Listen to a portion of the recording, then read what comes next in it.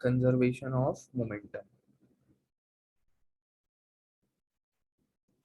Basically इसमें statement क्या होता है कि इनिशियल मोमेंटम जो होगा सिस्टम का बिफोर कोलिजन वो बराबर होगा momentum of the system after collision. तो इनिशियल मोमेंट बेसिकली मुझे इसमें प्रूफ क्या करना रहेगा, टू प्रूफ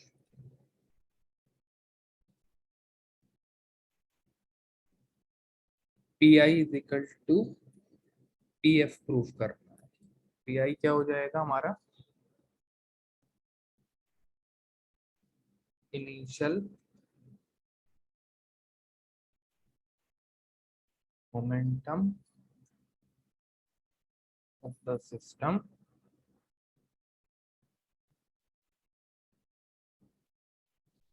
बिफोर कोलिजन, और पी एफ हमारा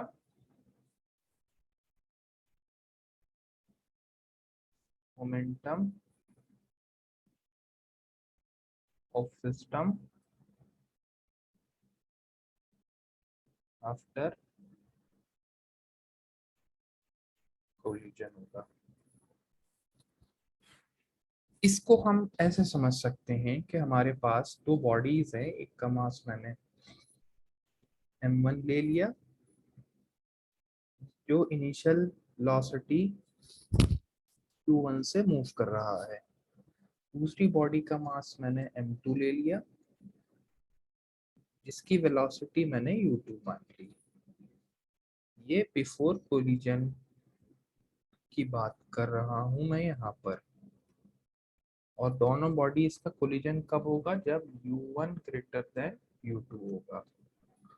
आफ्टर कोलिजन के बाद m1 की जो वेलोसिटी थी वो मैंने v1 मान ली, और m2 की जो वेलोसिटी थी वो मैंने v2 मान ली। जब दोनों बॉडी एक दूसरे से कोलाइड करेंगी तो उनकी वेलोसिटी में चेंजेस आएंगे, और ये चेंजेस मैं कंसीडर कर रहा हूँ कि t टाइम के बाद आए हैं। तो ये मेरा केस इसका हो गया आफ्टर कोलिजन हो गया।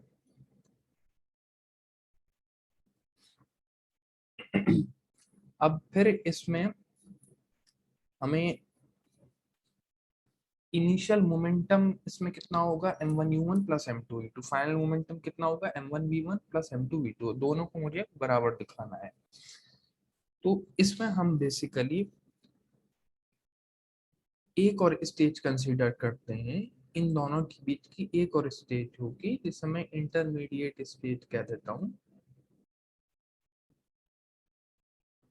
जिसमें ये दोनों बॉडीज m1 और m2 एक दूसरे के कंटैक्ट में होंगी बहुत शॉर्ट इंटरवल ऑफ टाइम के लिए, तो एक दूसरे पे फोर्स लगाएंगी। तो m2 पे जो फोर्स लग रही है उसको मैंने f2 कह दिया, और m1 पे जो लग रही है उसको मैंने f1 कह दिया। न्यूटन थर्ड लॉ के अकॉर्डिंग f1 जो होगा मेरा बराबर हो जाएगा f2 के। लेकिन सिंस ये दोनों फोर्स एक दूसरे के अपोजिट डायरेक्शन में लग रही हैं तो मैं इधर माइनस लगा दूंगा। मैंने इस डायरेक्शन को माइनस मान लिया और इसको प्लस मान लिया, तो F2 पॉजिटिव ले रहा हूँ, और सिंस ये इसके अपोजिट है तो ये माइनस ले रहा हूँ मैं। एक और डेफिनेशन हम फोर्स की लगाते हैं कि फोर्स हमारा डिफाइन कैसे होता है। फोर्स को लिख सकते हैं change in momentum, change in momentum of body divided by time. अब अगर मैं चेंज इन मोमेंटम निकाल लूं बॉडी का, जैसे कि हम देख सकते हैं कि m1 मोमेंटम डिपेंड करता है वेलोसिटी पे, तो अगर मोमेंटम वेलोसिटी पे डिपेंड करता है, वेलोसिटी चेंज होगी तो मोमेंटम चेंज होगा। आप देख सकते हैं कि m1 u1 से मूव कर रहा था और फाइनली फिर t टाइम के बाद v1 से, तो इसका चेंज हो रहा है। तो यही दोनों बॉडीज के लिए m1 और m2 के लिए मैं चेंज इन मोमेंटम निकालूंगा, जिससे मेरे पास दोनों फोर्सेस आ जाएंगी, f1 और f2 आ जाएंगी।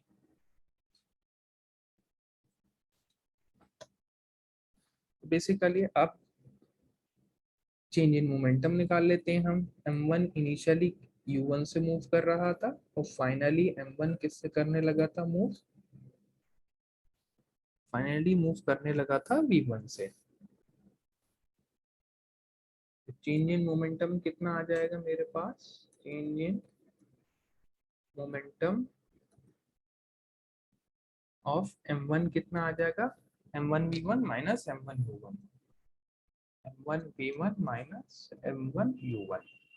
तो फोर्स कितनी आ जाएगी मेरे पास, सिर्फ फोर्स F1 निकलेगी, क्यों, क्योंकि हम चेंज इन मोमेंटम m1 का ले रहे हैं, तो फोर्स F1 निकलेगी क्योंकि मैंने F1 फोर्स m1 पे कंसीडर करी थी, तो वो कितनी आ जाएगी, change in momentum of m1 divide by time, that is m1 v1 minus m1 u1 divide by time हो जाएगा।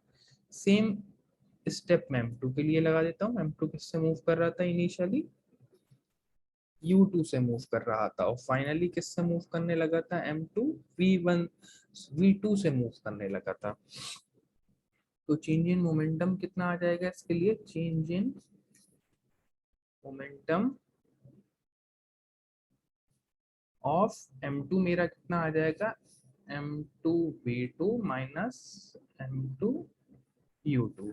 तो फोर्स F2 कितनी हो जाएगी, change in momentum of m2 divide by time, that is m2 v2 minus m2 u2 divided by time.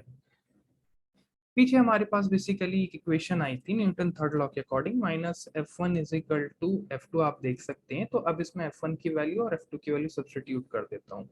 तो minus times of m1 v1 minus m1 u1 divided by time is equal to m2 v2 minus m2 u2 divided by time. ये cancel out हो गया, यहाँ से क्या आएगा, minus m1 v1 plus m1 u1 is equal to m2 v2 minus m2 u2।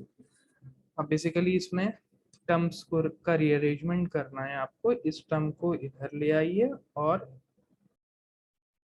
इस term को यहाँ ले आइए। तो इससे हमें क्या मिल जाएगा, m1 u1 plus m2 u2 is equal to m1 v1 plus m2 v2। देख सकते हैं आप, m1 u1 plus m2 u2 इधर ले आया, m2 v2 plus m1 v1। तो आप ये देख सकते हैं, ये जो मेरा मोमेंटम निकला है, टोटल मोमेंटम है सिस्टम का बिफोर कोलिजन, जो कि मैंने आपको इनिशियली बता दिया था प्रूफ करने से पहले।